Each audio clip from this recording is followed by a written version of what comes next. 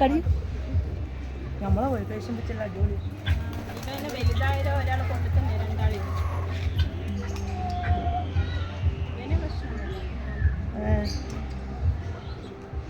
പക്ഷെ എല്ലാരും ഒരുമിച്ച് ഇട്ടത് കൊണ്ട് പിന്നെ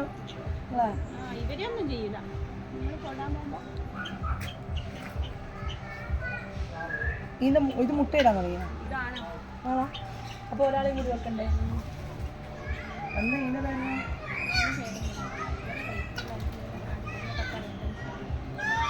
ഓറ് വാങ്ങിയത് 3 ലക്ഷത്തിന്